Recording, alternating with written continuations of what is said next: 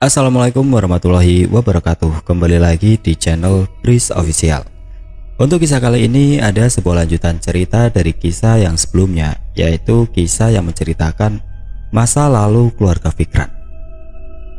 Seperti apa untuk kelanjutan kisah ini? Sebelum kita masuk ke ceritanya, tekan dulu tombol like video ini dan jangan lupa tekan juga tombol subscribe channel ini. Dan nyalakan juga lonceng notifikasinya agar teman-teman tidak ketinggalan cerita-cerita baru dari channel ini. Dan langsung saja kita masuk ke ceritanya.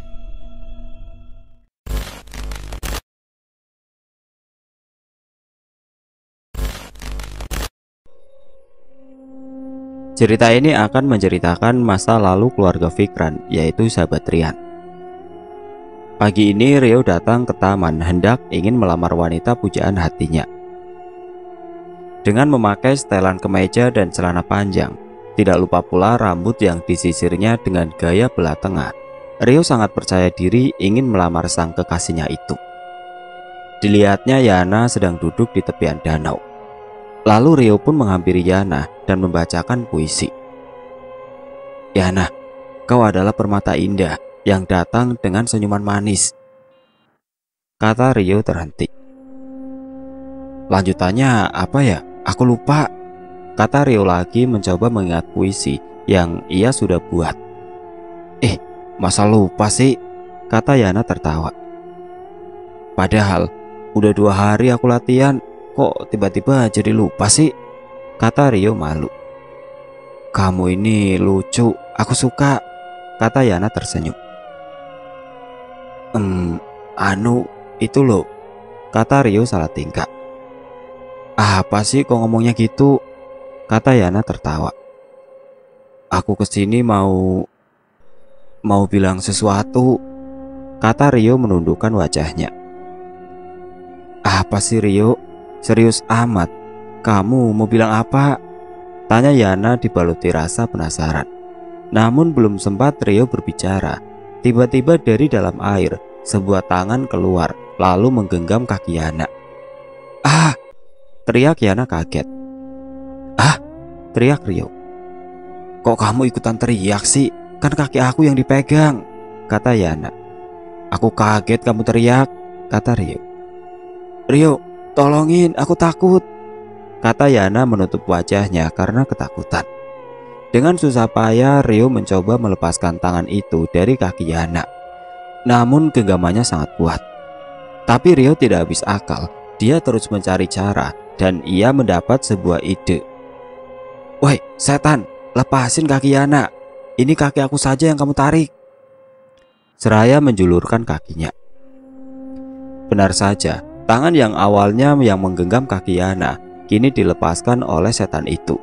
Namun dengan cepat Rio menarik Yana dan mereka berlari. Nampak setan itu muncul, namun hanya memperlihatkan kepalanya saja di atas air.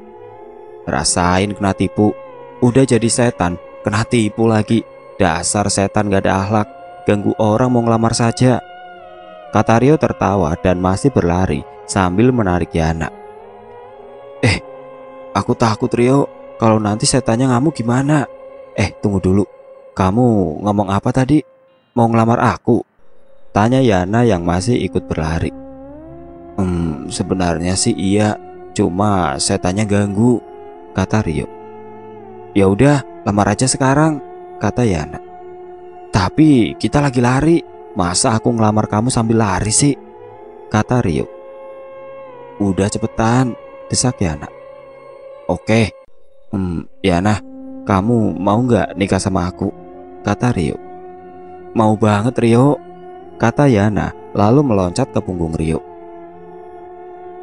"Pak, anakmu pulang bawa calon mantu," teriak Rio sambil berlari menggendong Yana. Dengan langkah yang pasti, Rio membawa Yana ke rumahnya. "Mah, Pak," teriak Rio.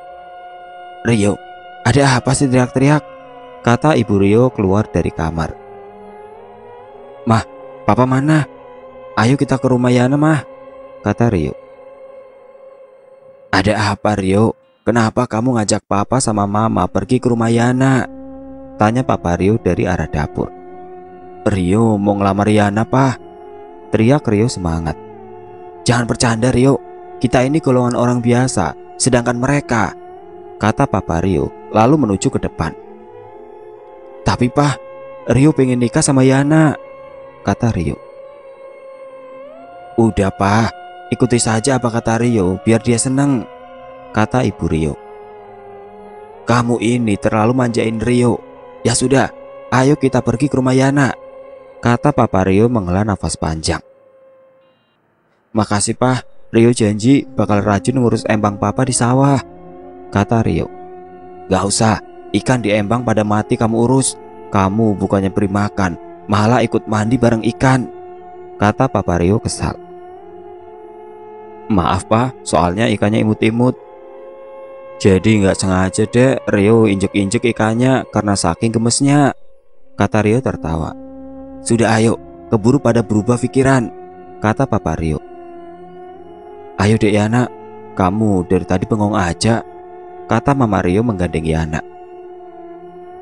Mama, aku aja yang gandeng Yana, kata Rio.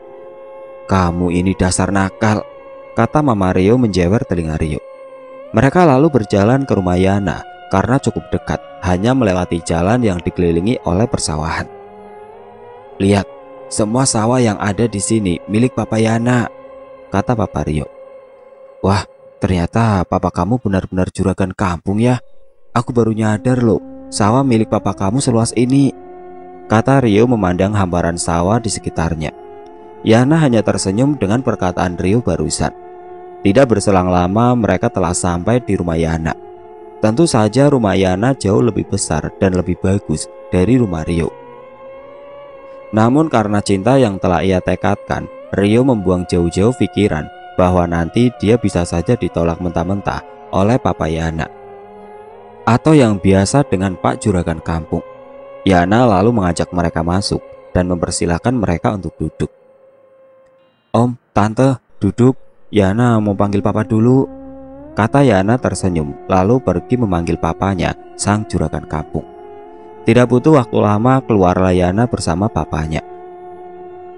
Maaf ya sudah menunggu lama, kata Papa Yana. Iya gak apa-apa Om, kami juga barusan sampai, kata Rio tersenyum. Ya sudah, Yana buatin mereka kopi, kata Papa Yana. Iya Pak, kata Yana lalu pergi ke dalam membuatkan mereka kopi. Jadi, kedatangan Dek Rio kemari ada apa? Tanya Papa Yana. Jadi gini Om, aku datang bersama Mama Papa berniat ngelamar Yana, kata Rio gugup. Bagus itu, jadi kapan acaranya kita gelar? Gak sabar saya nih Mang Cucu, kata Papa Yana. Ah, jadi lamaran aku diterima ya Om? Tanya Rio. Iya, Om tahu kalian saling suka.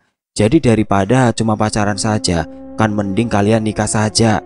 Tenang, soal acaranya nanti Om yang urus, kata Papa Yana. Terima kasih Pak, tapi kami gak enak. Masa semua yang nanggung jadi juragan sih, kata Papa Rio. Udah, aku lakuin ini juga demi kebahagiaan anakku Yana, kata Papa Yana. Lalu Yana datang membawakan kopi dan mempersilahkan mereka untuk minum. Setelah selesai membahas soal pernikahan antara Rio dan Yana, mereka bertiga akhirnya pulang. Malam hari pun tiba. Rio lalu datang ke rumah Yana dan mengajak Yana jalan-jalan di sekitaran kampung. Rio selalu menggandeng tangan Yana, dan saat mereka ingin pulang, mereka dihadang oleh sosok wanita berambut panjang yang menutupi seluruh wajahnya. Ah! Teriak Yana lalu memeluk Rio. Kalian akan mendapatkan kutukan, dan kamu Yana tidak bisa menghasilkan keturunan, teriak sosok wanita itu. Rio, aku takut, kata Yana memeluk Rio sangat erat.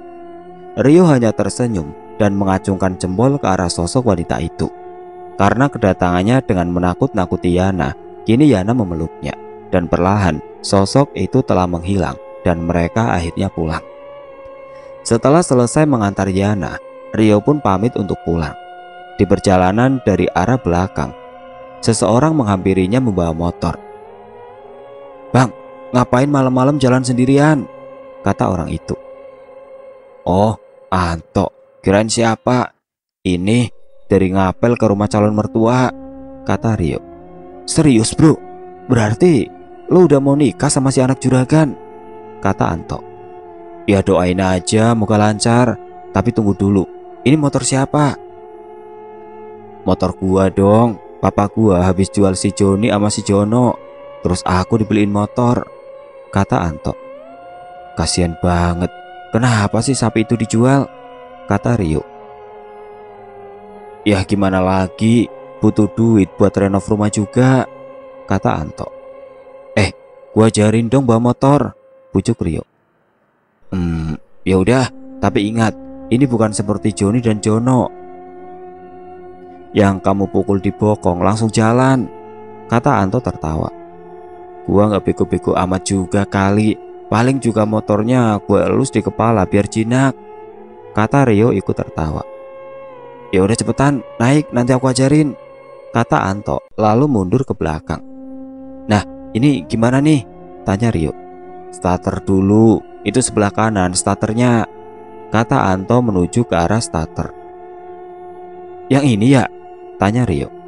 Bukan, rem yang diinjek Bambang, kata Anto menepuk jidatnya.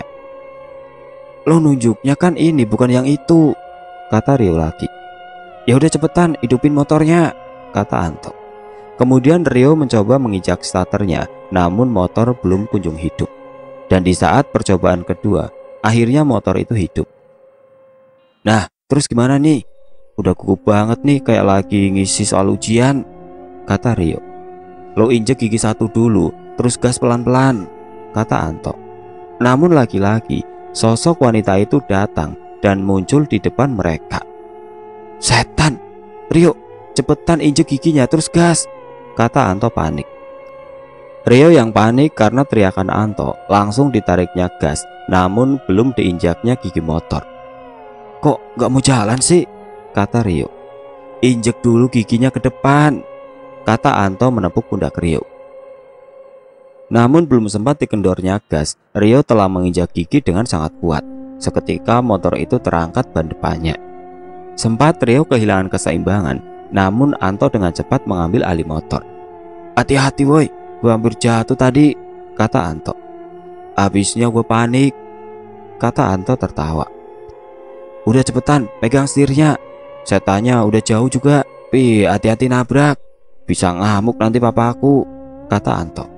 Mereka lalu tertawa sepanjang jalan karena kejadian tadi. Setelah selesai belajar mengendarai motor, Anto pun mengantar Rio pulang. Gua pamit dulu ya bro, kata Anto. Oke, jangan lupa minggu depan datang ke acara pernikahan gua, teriak Rio. Siap, teriak Anto dari kejauhan. Rio, dari mana saja sih kamu baru pulang, kata papa Rio. Dari belajar naik motor pak, kata Rio duduk dan menyeruput kopi papanya. Motor siapa? Emang kamu bisa? Tanya papa Rio. Motor si Anto pak, kata Rio. Oh Anto, papa denger mereka habis jual sapi ya? Tanya papanya lagi. Iya pak, si Joni sama si Jono. Ya udah pak, Rio tidur dulu. Udah gak sabar nikah sama Yana minggu depan, kata Rio lalu masuk ke kamarnya. Papa Rio hanya tersenyum melihat tingkah Rio. Walau Rio kini berumur 19 tahun, tapi mereka sangat sayang dan semua keinginan Rio mereka penuhi. Tapi Rio pun tahu batasan jika ingin meminta sesuatu. Tiba-tiba pintu tertutup pelan dan memperdengarkan suara derit dari pintu kayu itu. Kok pintunya tertutup sih? Padahal gak ada angin, kata papa Rio. Namun saat hendak duduk kembali, cangkir kopinya telah berpindah ke depan pintu dan pintu tadi kembali terbuka saat papa Rio berbalik. Papa Rio yang menyadari bahwa dia sedang diganggu oleh makhluk tidak kasat mata. Dia pun berdiri di depan rumah seraya memejamkan mata dan mengambil pisau kecil di kantong celananya. Digosokkannya pisau itu di lidah, namun tidak terluka. Lalu papa Rio meludah ke tanah. Terdengar suara cekikikan dari salah satu pohon besar yang berada dekat dengan rumah mereka. Papa Rio lalu kembali melafalkan doa, tapi tiba-tiba dirasakannya seseorang berada tepat di belakangnya. Mau apa kamu datang ke sini? Kata papa Rio memejamkan matanya dan melafalkan doa. Aku akan mengganggu keluargamu, kata sosok itu berbisik dan tertawa di dekat telinga Papa Rio. Papa Rio lalu berbalik hendak ingin memegang kepala sosok itu, namun sosok itu telah menghilang. 1 minggu kemudian, akhirnya Rio dan Yana melangsungkan pernikahan dan mereka sekarang resmi menjadi pasangan suami istri. Setelah selesai acara, Rio dan Yana berbincang-bincang dengan keluarga mereka. Anto pun datang bersama istrinya yang bernama Jihan. "Selamat ya atas pernikahan kalian," kata Jihan. "Iya Jihan, makasih lo udah datang. Padahal perut kamu udah gede nih. Umur berapa nih perut kamu Jihan?" kata Yana. "Udah 8 bulan ya nak," kata Jihan. "Makanya Rio, cepetan biar anak kita bisa kita jodohin kalau udah gede," kata Anto tertawa. "Jadi besanan dong kita," kata Rio ikut tertawa. Mereka asik bercerita hingga untuk beberapa saat. Anto dan Jihan lalu pamit untuk pulang. "Bro, inget malam," kata Anto berbisik di telinga Rio lalu tertawa. "Oke siap," kata Rio lalu tertawa. "Bisikin apa sih kamu Pak?" tanya Jihan. "Iya nih, kalian bisikin apaan sih?" tanya Yana juga. Enggak nih, hanya kasih trik aja buat Rio," kata Anto tertawa. "Trik apaan sih?" tanya Yana. Trik naik motor," kata Anto dan Rio bersamaan lalu tertawa. Aku tahu maksud papa, dasar nakal, ayo pulang," kata Jihan mencubit Anto lalu menariknya. "Oke, kami pulang dulu, ingat triknya ya Rio," teriak Anto. "Apaan sih maksud Anto tadi?" tanya Yana yang masih bingung. "Enggak kok sayang, ekspresinya jangan gitu kamu imut kalau lagi bingung," kata Rio mencubit hidung Yana. "Ih gombal, udah aku malu," kata Yana tersipu malu. Tiba-tiba mereka dikagetkan oleh Pak Juragan yang sedang memukul-mukul drum buat ngusir burung di sawah samping rumah, lalu kembali masuk.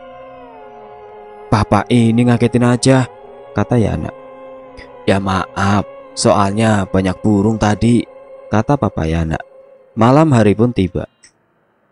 Rio hanya berdua saja dengan Yana di rumah karena Pak Juragan sedang ada urusan dengan kepala desa.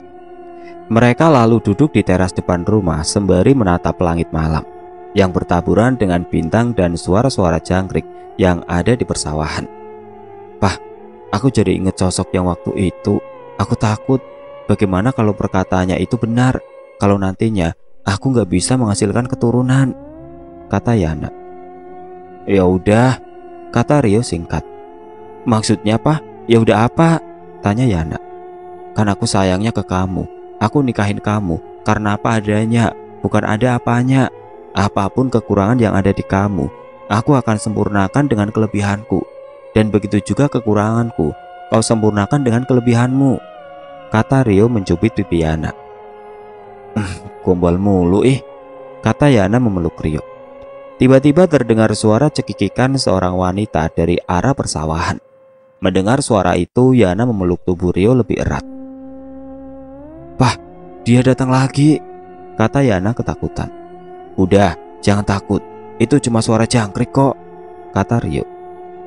Serius Pak, itu suara cewek ketawa," kata Yana. "Udah jangan takut, setannya udah pergi," kata Rio. "Beneran nih, awas ya kalau bohong," kata Yana membuka matanya. Suara cekikikan tadi kini kian menghilang, entah kemana. Namun tiba-tiba Rio mengendus-ngendus sesuatu. "Kenapa Pak? Kamu nyium bau apaan?" tanya Yana kembali ketakutan. "Tunggu," kata Rio memejamkan matanya, lalu menarik nafas panjang, lalu mengembuskan nafas kembali. "Ada apa Pak? Jangan bikin Yana takut," kata Yana. "Aku nyium aroma-aroma kecantikanmu," kata Rio lalu mencium pipi Yana, lalu berlari ke dalam rumah. Nakal. "Pak, tungguin, Yana takut," kata Yana lalu mengejar Rio masuk ke dalam kamar. Kini tinggallah Papa dan Mama Rio di rumah mereka. "Udah, jangan terlalu dipikirin, anakmu itu udah dewasa," kata Ibu Rio. "Bukan masalah itu Bu, tapi waktu itu ada sosok wanita datang dan berkata akan mengganggu keluarga kita. Bapak takut Rio nanti kenapa-napa, kata Papa Rio. Tapi tiba-tiba Ibu Rio yang sedang menyisir rambut, kakinya ditarik seseorang hingga ia jatuh ke lantai dan keluar dari kamar. Bapak, tolong, teriak Ibu Rio. Papa Rio sangat kaget. Ibu Rio ditarik sosok itu dengan sangat cepat hingga ke pintu belakang. Lalu Papa Rio berlari dan meraih tangan istrinya. Jika kalian menginginkan anak kalian selamat, berikan aku tumbal, teriak sosok itu sambil terus menggenggam kuat kaki Ibu Rio. Namun Papa Rio menghiraukan perkataan sosok itu, lalu dilafalkannya doa.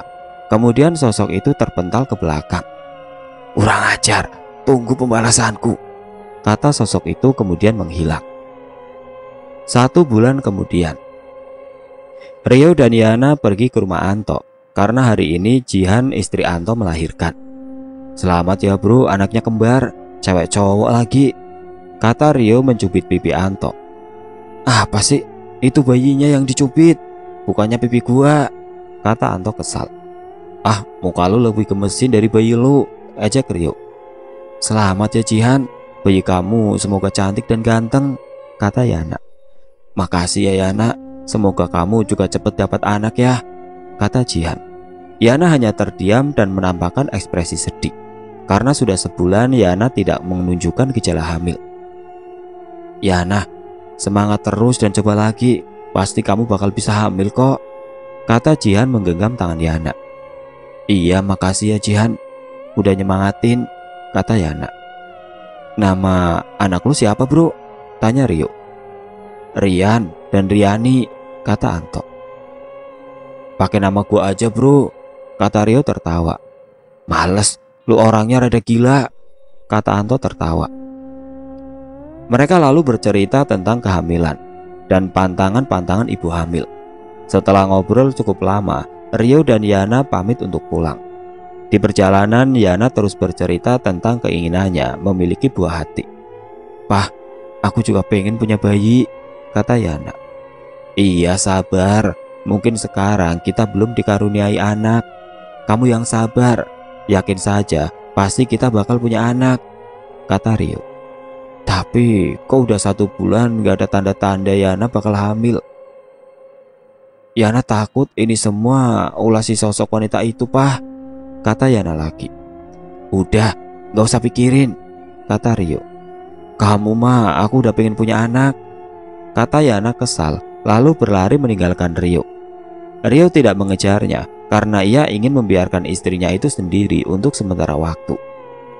Yana lalu berlari ke arah danau dan duduk di situ seraya menangis. Yana tidak menyadari bahwa sosok itu sedang mengawasinya. Dan di saat Yana menyadari ada yang sedang memperhatikannya, dia lalu menoleh ke belakang. Keluarlah, kata Yana. Yana, sahabat lamaku, ini adalah akibatnya karena dulu kau meninggalkanku tenggelam di danau ini, kata sosok itu. Aku mohon, cabut kutukan itu. Apapun mau kamu, asalkan aku bisa mempunyai anak, kata Yana memohon. Syaratnya mudah. Setiap malam bulan purnama, kau harus datang ke danau ini dan memberikanku tumbal berupa daging segar. Dan jika kamu tidak memberiku tumbal, maka keluargamu yang akan jadi korban, kata sosok itu. Ya, aku janji bakalan ikuti semua apa yang kamu mau, kata Yana. Sosok itu kemudian menghilang. Dan selesailah perjanjian antara sosok wanita yang ternyata sahabat lamanya yang tewas tenggelam di danau itu. Dan dia selama ini merahasiakannya kepada Rio dan berpura-pura ketakutan jika melihat sosok itu. Yana lalu pulang ke rumah untuk menemui Rio. Kamu dari mana? Kok lama? Kata Rio. Yana habis jalan-jalan pak di sekitaran kampung, kata Yana lalu menarik Rio ke kamar. Dan 1 minggu kemudian, Yana merasa sangat pusing dan mual-mual. Tentu saja dia sangat senang, karena mungkin itu adalah gejala seorang wanita akan hamil. Dia lalu memanggil Rio, kemudian mengajak Rio untuk menemui bidan desa untuk memastikan apakah betul Yana hamil. Setelah diperiksa, Yana ternyata positif hamil. Yana sangat senang, sampai-sampai ia meneteskan air mata saking bahagianya. "Pah, aku hamil, aku hamil," kata Yana memeluk suaminya itu. "Wah, selamat ya. Semoga anak kamu lahir jadi anak yang berbakti kepada kedua orang tua," kata Rio. "Ih, ini anak kamu," kata Yana menampar pipi Rio. "Aku bercanda," kata Rio tertawa. Mereka lalu pergi ke rumah papa dan mama Rio untuk memberitahukan kabar tersebut. "Papa, mama," kata Yana memeluk mertuanya. "Yana, ada apa?" kata mama Rio. "Ini Yana hamil, nggak tahu anak siapa," ejek Rio. "Rio?" teriak Yana. "Iya ya, anak aku," kata Rio tertawa. Namun papa Rio hanya diam. Dia merasakan bahwa sosok itu mengikuti Rio dan Yana dari tadi. "Rio, kalian hati-hati," kata papa Rio. "Kenapa, Pak?" tanya Rio. Namun papa Rio hanya diam, kemudian masuk ke dalam kamar. "Mah, papa kenapa?" tanya Rio. "Udah, gak usah pikirin papa kamu. Kamu urusin saja Yana, dia sedang hamil," kata mama Rio. Mereka lalu pulang ke rumah Pak Juragan, orang tua Yana. "Papa, aku hamil," teriak Yana. "Serius? Akhirnya papa punya cucu," kata Pak Juragan. Rio yang melihat Yana dan mertuanya yang berteriak kegirangan hanya geleng-geleng kepala. "Anak sama bapak sama saja," batin Rio. Selama masa kehamilan Yana, Rio sangat memperhatikan apapun kegiatan Yana. Rio melarang istrinya terlalu banyak gerak dan semua urusan rumah Rio yang menggantikan Yana. Sedikit saja Yana mengeluh sakit, Rio pasti sigap dan langsung membawa Yana ke bidan untuk memastikan Yana dan calon anaknya itu baik-baik saja. Tidak terasa 9 bulan berlalu, terdengar suara teriakan Yana yang sedang berjuang melahirkan sang buah hati. "Pah, sakit," kata Yana lalu menggigit tangan suaminya. "Tahan mah, mama pasti kuat," kata Rio membelai rambut istrinya itu. Beberapa menit kemudian suara tangisan bayi memecah seisi ruangan itu. Rio sangat bahagia dan terharu atas kelahiran anaknya tersebut.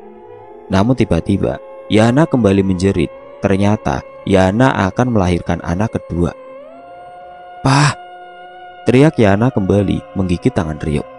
Dan akhirnya selesailah proses persalin itu. Yana melahirkan bayi kembar. "Pah, tangan kamu berdarah," kata Yana melihat tangan Rio yang berdarah akibat digigitnya terlalu kuat. "Udah, kamu tenang saja. Ini gak ada apa-apanya ketimbang kamu yang melawan rasa sakit dan bahkan mempertaruhkan nyawamu sendiri demi anakmu, anak kita," kata Rio berlinang air mata. Kemudian Rio memeluk Yana dan mencium istrinya itu yang telah berjuang untuk melahirkan anaknya. "Woi bro, anak lu juga ternyata kembar," kata Anto yang masuk ke dalam ruang bersalin. "Iya, gak nyangka sih ternyata Yana bakal ngelahirin 2 bocah," kata Rio tertawa. "Terus lu bakal beri nama siapa?" tanya Anto. "Gimana kalau Joni sama Jono?" kata Rio memandang istrinya. "Bego amat sih lo, itu kan nama sapi gua," kata Anto.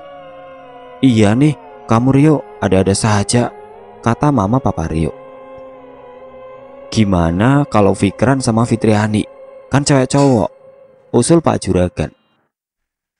"Bagus juga. Oke, gimana sayang?" tanya Rio. "Boleh Pak, namanya bagus," kata Yana. "Loh kok bagus? Kan papa kamu bilang namanya Fikran bukan Bagus," kata Rio. "Dasar bego, maksud istri lo itu namanya yang bagus, bukan diberi nama Bagus," kata Anto kesal. Mereka lalu tertawa dan sangat bahagia atas kelahiran anak kembar yang juga dimiliki oleh pasangan Rio dan Yana.